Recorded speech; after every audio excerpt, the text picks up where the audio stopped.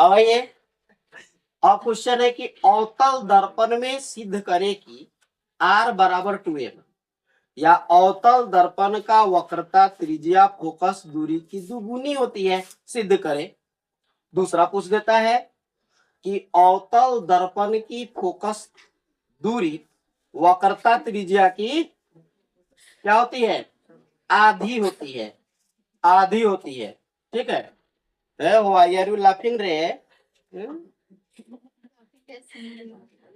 Laughing gas P के आई है। चलिए शुरुआत करते हैं। अवतल दर्पण में आपको प्रूफ करना है कि R बराबर 2f, R बराबर 2f। तो भाषा में लिखेंगे कि मान लेते हैं कि एमएन कोई अवतल गोलीय दर्पण है। बताओ जी, कौन दर्पण? हाँ, अवतल किसको कहेंगे? जिसका परावर्तक सतह धंसा हुआ है और उभरे हुए भाग पर, हाँ उभरे हुए भाग पर कल यही सब पेंट करे, वही सब पेंट बा। हाँ अब हम पेंटर में हो गए। आई हो गया पी।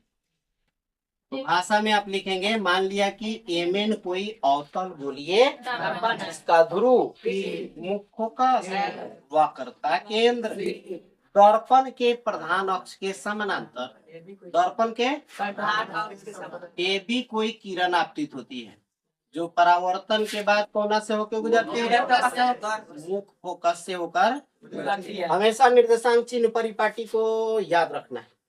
ठीक है, अब दूसरा हम लोग यहां से गुजारते हैं। कहां से? हाँ, तो ये हो गया। यहां से देखो, दर्पण के ध्रुव मुख्य फोकस के बीच की दूरी को फोकस दूरी यानी छोटका है।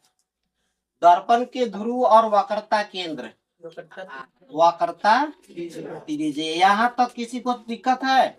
सबको दिक्कत है ना, किसी को दिक्कत नहीं। चलिए, तो यह कौन हो गया? एक मान लो इसको क्या हेकरा कथी मान दो? हेकरा के ए में कोनो दिक्कत नहीं। तो मान लिया कि एमएन कोई अवतल गोलीय दर्पण है जिसका ध्रुव पी मुख्य फोकस एफ वक्रता केंद्र सी दर्पण के प्रधान अक्ष के समानांतर ए बी कोई किरण आपतित होती है जो परावर्तन के बाद मुख्य फोकस एफ से होकर गुजरती है इसमें और उत्तल में। आइए अब आइए प्रकाश के परावर्तन के नियम से। प्रकाश के परावर्तन के नियम से आपतन कोण परावर्तन कोण के बराबर, तो कोण एक के करा बराबर कोण दो के एक एक कते गुरु समीकरण एक मान दो। अब आओ दूसरा का भाई ए बी समानांतर इस ए बी समानांतर ए बी समानांतर ए बी समानांतर है किसके? लिख देंगे, चूंकि ए बी समानांतर है सीपी। कौन उन्हें काटती है? बीसी उन्हें काटती है। हाँ, बीसी उन्हें काटती है ना। तब जब ए बी समानांतर है सी बीसी काट रही है तो एकांतर कौन आपस में? तो बोलता कौन कौन एक बराबर कौन?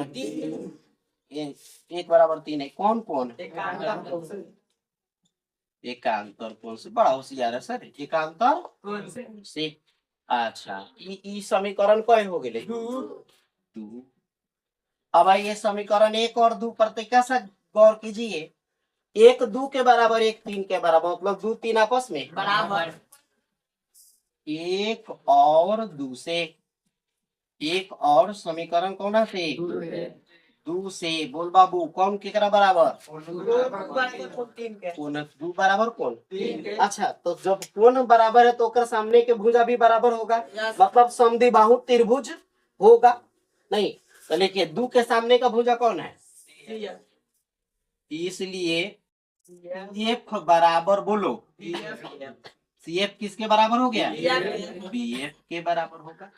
नहीं, काश यह बी इस पी के नजदीक होता, क्योंकि निर्देशांक चिन्ह परिपाटी हमको बताता है कि दर्पण की जितनी भी दूरियां मापनी होगी कहां से मापना होगा? ध्रुव से मापना होगा। तो अगर काश यह बी पी के बहुत बहुत करीब होता यहाँ भाषा क्या लिखेंगे बोलो? यदि बी पी के कालू खाना नहीं खाया सर, बहुत निकट होता है। बहुत बहुत अच्छा निकटे होता, निकट होता होता तो क्या होगा बोलो? एफ पूरा एक्यूरेट कहीं बराबर मिलैया, लगभग बराबर होता पीएफ के। पोस्ट में लिख दो लगभग ना, आई बीएफ पीएफ के बराबर। अब देखो, अब आ जाओ, अब क्या लिखेंगे बोलो?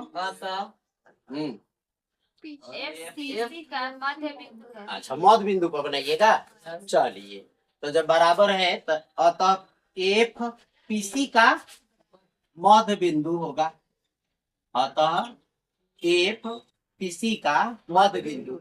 यहाँ आप अगर उस तरह के पैटर्न पर जाना चाहते हैं तो आप लिख दीजिए कि बी सी एफ एक समद्विबाहु त्रिभुज होगा।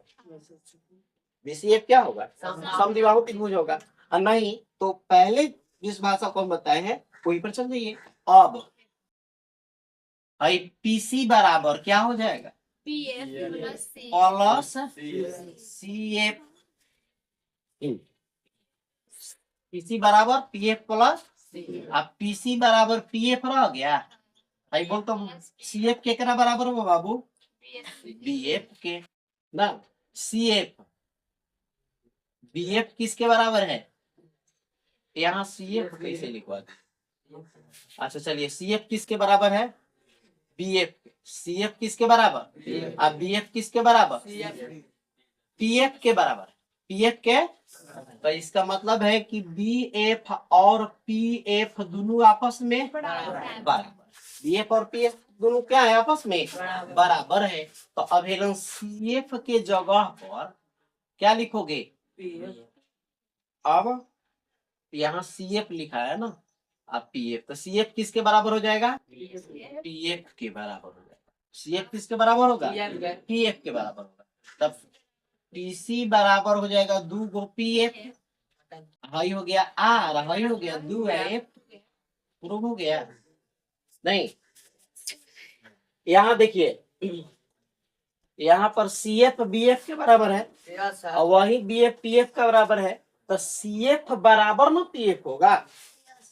क्या होगा? सीएफ बराबर होगा बीएफ सुतल बड़ा, सीएफ बराबर पीएफ होगा। अब उस मानवा पर रख दीजिए सीएफ के जगह पर पीएफ, तो एगो पीएफ एगो पीएफ दूगो पीएफ हो गया। अब पीसी बराबर माने 2 पीएफ, पीएफ हुआ को एफ माने हो तो आर बराबर पीएफ, प्रूफ हो गया। एक दूसरा मेथड आपको बताए हैं, यह पीसी का मध्य बिंदु एफ है। पीसी का मध्य बिंदु कौन है? एफ है। तब पीएफ बराबर हो जाएगा पीसी का आधा। तब पीसी का आधा क्या हो जाएगा? मैंने लिख देंगे पीएफ बराबर है सीएफ, पीएफ बराबर तब पीएफ पीसी का मध्य बिंदु होगा, तो मध्य बिंदु होगा तो 1 बराबर r/2 हो जाएगा। मैंने ऐसे भी आप प्रूफ कर सकते हैं अपना